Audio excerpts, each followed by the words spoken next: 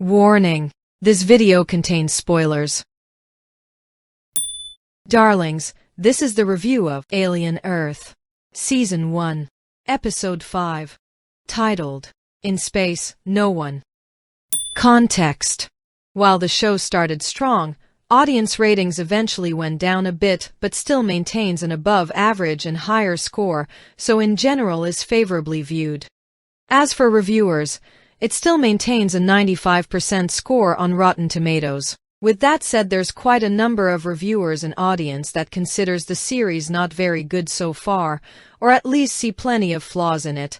Thus the show is divisive to at least some extent. The episode title is a reference to the original Alien movie's tagline, "In space no one can hear you scream." This episode is a departure from earlier ones which almost exclusively took place on Earth and focused on the various characters and related themes.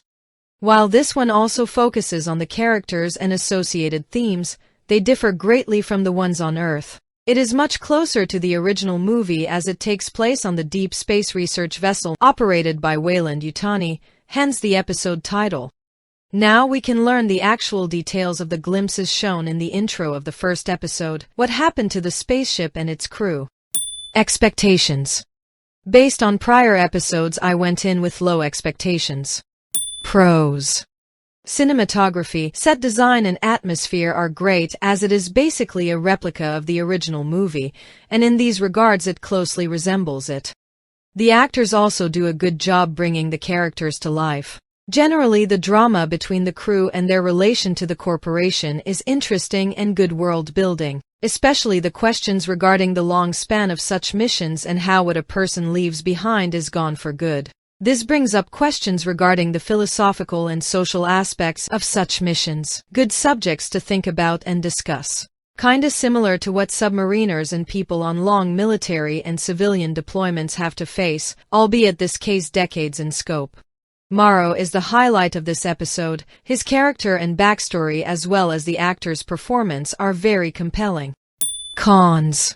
Unfortunately, the writing of the plot and characters, including the alien itself, is still dumb and raises many questions. They behave oddly, they make terrible decisions, and most cases are not likable either.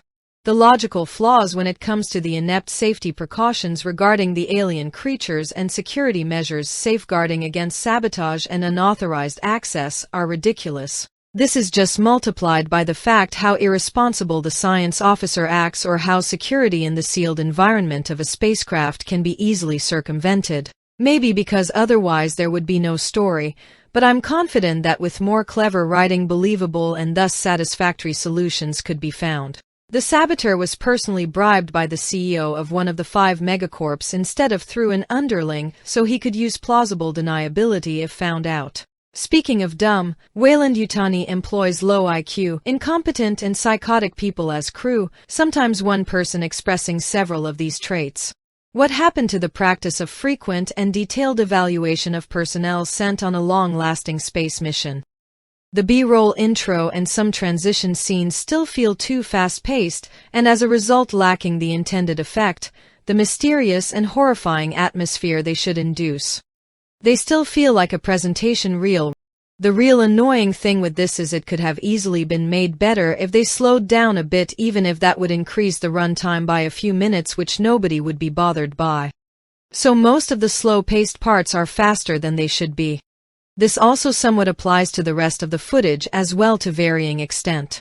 It's as if they expected people with short attention spans watching the show, thus not sparing any moment to give slower-paced shots as almost every second is spent on something happening. This is efficient, but also takes away from the atmosphere greatly, depriving us our opportunity to immerse ourselves by sinking into the scenes, not just observing but feeling and living the moments.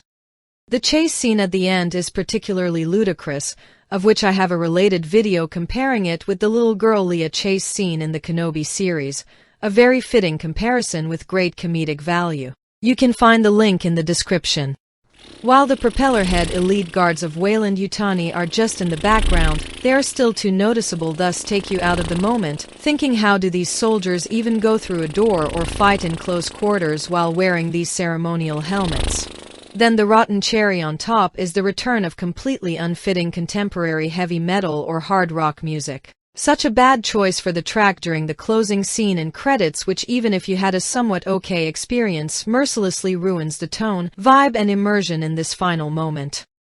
Overview. A nostalgic episode that suffers from the same flaws as its predecessors. The only good things about it are the aspects that they could replicate from the original movie, thus own efforts beyond that are very unimpressive. Conclusion. Best episode so far but still not great. 3.5 out of 5.